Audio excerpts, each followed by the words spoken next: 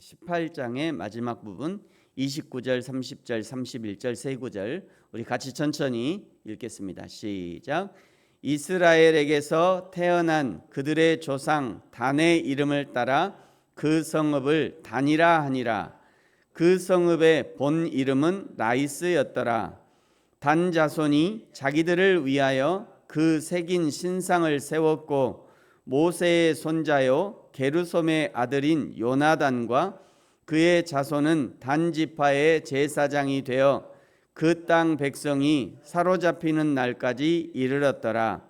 하나님의 집이 실로에 있을 동안에 미가가 만든 바 새긴 신상이 단 자손에게 있었더라. 아멘.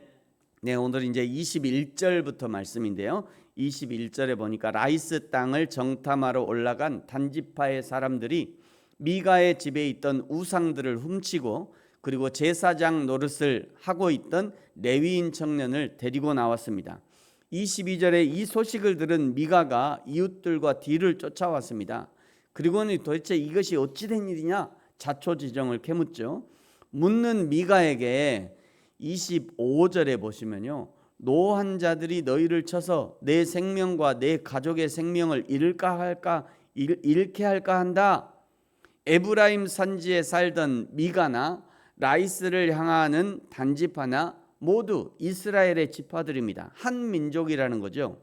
그런데 단지파가 미가에게 눈을 부릅뜨고 주먹을 쥐고 말 한마디 잘못하면 죽일 거야 라고 지금 위협하고 있는 거예요. 적반하장이죠. 사실은 자기 집에서 이거 왜 가져가냐 이렇게 이제 쫓아와서 묻는 건데 너 말 잘못하면 너 죽일 거야 지금 이러고 있는 거예요. 적반하장이죠. 결국 26절에 단지파는 자기 갈 길을 계속하고 미가는 단 자손이 자기보다 강한 것을 보고 돌이켜 집으로 돌아갔다. 완전한 힘의 논리입니다. 하나님의 정의도 공의도 없고 같은 민족이고 뭐고도 없습니다. 자신의 욕심을 위해 형제 자매 부모도 헌신짝처럼 버리는 지금 이 시대와 많이 닮았습니다. 농부 아침 침골 종자라는 말이 있습니다. 농부는 굶어 죽어도 종자를 베고 잔다는 그런 말이죠. 그리스도인은 굶어 죽어도 하나님의 공의와 정의, 하나님의 진리를 모른 채 해서는 안 됩니다.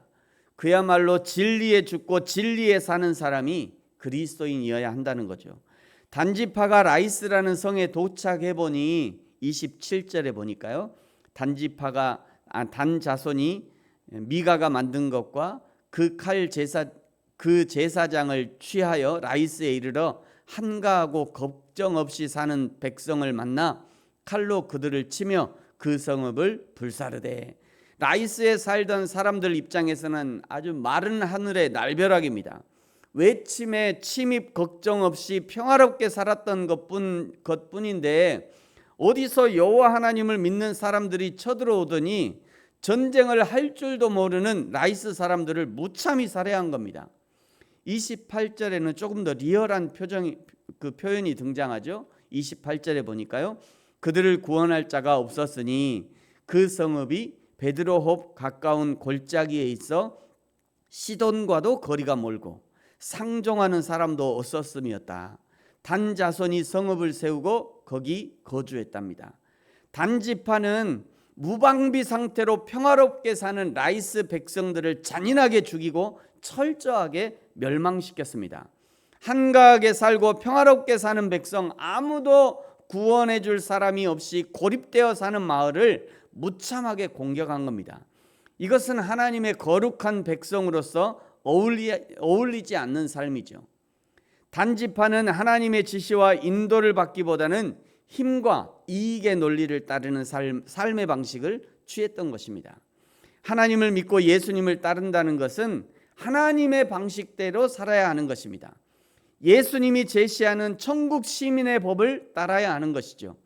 하나님의 법을 따르기보다 상황과 환경을 따르고 자신의 이익을 위해서 평화롭고 한가하게 살고 있는 라이스를 정벌한 단지파는 미가의 집에서 빼앗아 온 신상을 세우고 모세의 손자를 제사장으로 세웠습니다. 그리고 하나님의 성소가 실로에 있는 동안에 단에 세운 그들만의 성소에서 별도의 하나님을 섬겼습니다.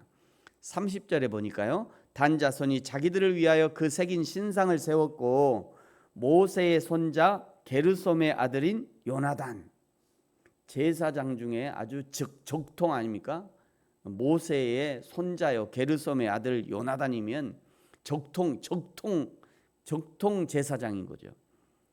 또 그의 자손은 단 지파의 제사장이 되어 그 땅 백성이 사로잡히는 날까지 이르렀다. 하나님의 집이 실로에 있을 동안에 미가가 만든 바 새긴 신상이 단 자손에게 있었더라. 겉으로는요 하나님을 섬기는 모습을 취하고 있지만, 그러나 그들이 섬긴 것은 미가가 은으로 부어 만든 우상이었습니다. 아무리 그럴듯한 신상과 위대한 가문의 제사장이 있을지라도 하나님께로 돌아오지 않는 한 그들의 결과는 포로로 사로잡히는 것밖에 없는 것이죠. 오늘 실로에 하나님이 집이 있었다는 것을 말씀하시는 이유는 더 늦기 전에 하나님께 돌아오라는 사인과 같습니다. 하나님의 집이 실로에 있다, 이 말을 일부러 여기서 하는 이유는, 야 너희들 지금 너희들이 세운 그 단지파, 너희들이 세운 그거 우상, 그거 하나님 아니야. 진짜 하나님은 여기 실로에 있어. 이거를 알려주는 거예요. 실로에 있는 하나님이 진짜 하나님이야. 실로에 있는 그 성막이 진짜 하나님의 성막이야. 실로에 하나님이 있는데 왜 너희들의 하나님을 섬기고 있어? 지금 그 얘기를 마지막에 끝에 살짝 얘기하고 있는 거예요. 집 나간 탕자를 기다리는 하나님 아버지의 마음을 볼 수 있는 대목이라고 할 수 있습니다. 여러분, 우리 이런 부분을 사실을 우리는 행간이라고 해요. 행간. 그 행과 행 사이, 행간이라고 하는 거죠. 근데 행과 행 사이는 비어 있어요. 그 글자가 없는 거죠. 행과 행 사이는 글자가 없어요. 그런데 사실은 이 행간을 주목해야 될 필요가 있습니다. 행간에 드러난 하나님의 마음 말이죠. 그 하나님의 마음을 읽을 수 있어야 돼요. 실로에 하나님의 집이 있었다라고 얘기하는 거는 그 행간에, 야 너희 단에 세운 그 라이스에 세운 거 그거 하나님 아니야.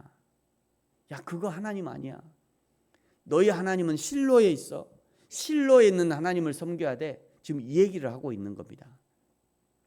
사랑하는 성도 여러분, 저와 여러분이 살아계신 하나님을 온전히 따르게 되기를 축복합니다. 자기 십자가를 지고 예수님을 따르는 자가 하나님을 바로 따르는 자입니다. 눈물을 흘리며 씨를 뿌리는 자가 하나님을 바로 따르는 자예요. 내 생각, 내 경험과 다를지라도 하나님이 오른편에 라고 말씀하시면 오른편에 그물을 내리는 자가 하나님을 따르는 자입니다.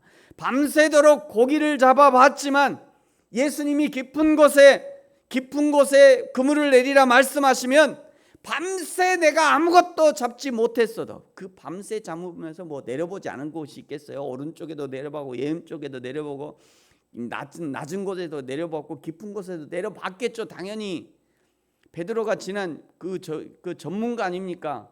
그 고기 잡는 전문가예요. 베드로 생각에는 깊은 데는, 그 시간에 깊은 데는 고기가 있을 리가 없어요. 평생 경험해봤는데 뭐 그 시간에는 절대 거기 고기가 없을 시간이잖아요. 그럼에도 불구하고 예수님이 야 베드로야 깊은 곳에 내려봐라 얘기하시면 예 예수님 하고 깊은 곳에 그물을 내리는 것, 그것이 믿음이에요. 그래야 고기를 잡는 거예요. 그게 믿음인 거죠.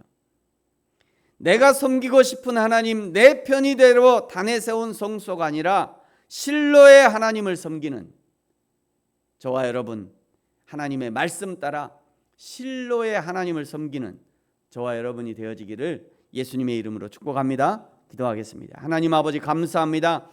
집 나간 자식을 기다리는 실로의 하나님의 마음, 그 하나님의 마음을 생각합니다. 내 생각, 내 상황, 내 형편에 빠져 예수님의 십자가 버리고 예수님의 길 버리고 내 길로만 가려는 우리를 불쌍히 여기시고, 오늘도 예수님의 길, 하나님의 길, 진리의 길, 공의와 정의의 길 선택하게 하여 주옵소서. 울면서라도 예수님의 길 가게 하여 주옵소서. 우리에게 믿음을 더하시옵소서. 감사합니다. 예수님의 이름으로 기도합니다. 아멘. 하늘에 계신 우리 아버지여, 이름이 거룩히 여김을 받으시오며 나라가 임하시오며 뜻이 하늘에서 이루어진 것 같이 땅에서도 이루어지이다. 오늘 우리에게 일용할 양식을 주시옵고 우리가 우리에게 죄 지은 자를 사하여 준 것 같이 우리 죄를 사하여 주시옵고 우리를 시험에 들게 하지 마시옵고 다만 악에서 구하시옵소서. 나라와 권세와 영광이 아버지께 영원히 있사옵나이다. 아멘. 계속해서